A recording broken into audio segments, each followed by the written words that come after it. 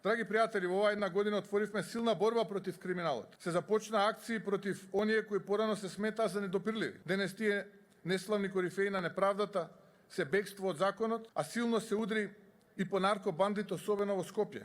Онаму каде сметам дека може подобро е борбата за независно судство и обвинителство кое сега го немаме. Кој е независна борба со криминал, бе? Шабан Салиу обвинет министер е. Обвинет за кочани до тебе седи одека на отчет, бе, човече. Шо борба? Со кого се бориш? Не разбе. Криминалитет, согласно ваши статистики, за 50% е зголемен криминалитетот. Не претходно, сега.